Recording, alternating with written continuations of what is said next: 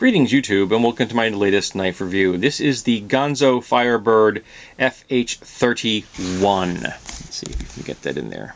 Maybe you can see that. I'm not 100% sure. I know my camera does not always focus where I want it.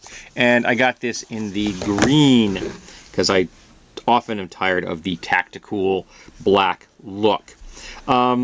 This has a G10 scales. It's obviously because they're colored. Has some nice sculpting on here. These are not flats. These are actually slightly hollowed out, which I think gives it a nice look. Lets the light play on it a little bit, and I think that's kind of cool. It's got a nice texture on it, not too aggressive, but also enough that I can get it in my pocket without difficulty, whether I'm using my bare hands or a glove. It's a semi-closed construction with a G10 spacer, and it's been hollowed out so you can fit a lanyard in there that you're going to be hard-pressed to get a full piece of paracord through there, but you could get a piece of hollowed paracord. So you take the innards out because it lies a lot flatter. I've done that myself for like laces on boots, on shoes, and things like that. Two-position pocket clip, and because it's a flipper, that means it is a universal deployment, easily open. It can be easily open whether you are right-handed or left-handed. And I like the fact that they gave you a little plate to fill up that gap so it's not going to get dirty. The holes in there for the screws are not going to be a problem. That's a nice touch, and I like the little vibe. I like shiny metal.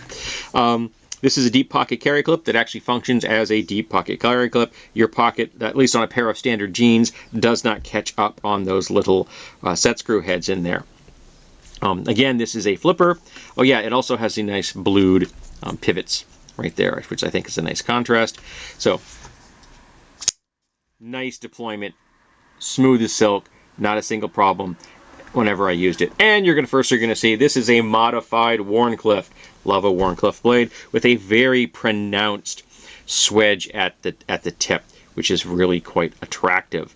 We have a flat grind to a secondary bevel. This is, again, this is just a flat here. And it's got a nice finish. And does this thing actually have a part number on it? Hold on a second. Holy, it does! It actually has a part number. You don't always get part numbers on a lot of these knives, and I find that very frustrating because I often buy knives in groups. So when I'm buying 4 knives, it's hard to keep track of which is which with the boxes if I don't have a part number on it. It's really nice that this actually says FH-31 D2 on it. Yay, yay, yay. I'm so happy that Firebird and their parent company Gonzo decided to get on board with that. This is a liner lock. We have a solid lockup, no play in either direction. It's about a 30% lockup, and you can see a little little ball detent in there on the liner lock. The scales have been sculpted out so that the liners do sit inside them, which is a nice touch. It looks good. These liners are not skeletonized in the least. You have a little bit of jimping here where they've actually let the scales come proud and then put a little bit of jimping on there so that you have some purchase in here, but it's very subtle. It's not aggressive in the least. It's quite comfortable. The liner lock itself is easily accessible because this has been sculpted out a little bit more, so you can get right to that, and it has a nice little bevel on it, so it's very comfortable when you are closing it. And one of the things I do love about a flipper is when it's a liner lock is that because of this, when you unlock it, you push it forward, it hits your nail, move your hand back. Yeah, here we go. It's a little awkward in this angle, but when I'm in a vertical position, I can usually get it to fall closed. So that's a really nice feature in my book right there. Boom, you're done. It's going to close. And when you're actually doing the closing portion, your fingers are not in the path of the blade, which I admit can make some people nervous. This is a great little knife. I really think it's a beautiful design. It's a good size. It's not overly large. It's not overly aggressive, in my opinion. Though with the bold swedging and a Wharncliffe, that could potentially make some people nervous. By the way, it came out of the box with a reasonably sharp edge. Very usable. But look at that nice curve right there. Isn't that just lovely? I was very impressed with the shape when I saw it online. And I thought, you know, I got to add one of those into my collection. I love a good Wharncliffe. But it is a liner lock, and at the moment, I wear these because my thumbs don't work much as well as they used to, so I'm not really into using liner locks at the minute.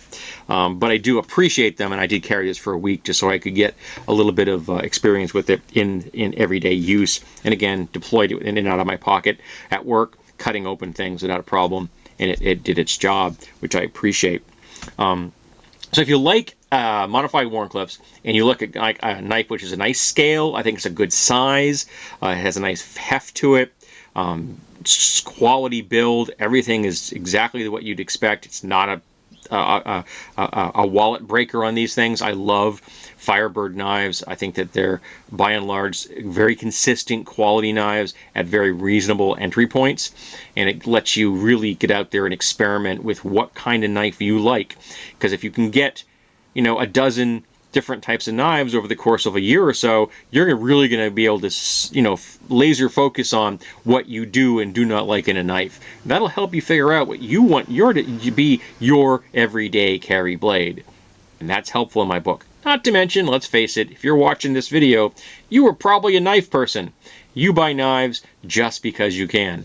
I was speaking to a custom knife maker once, and he said the formula for the number of knives that you should own is N+1, where N is the number of knives you currently own.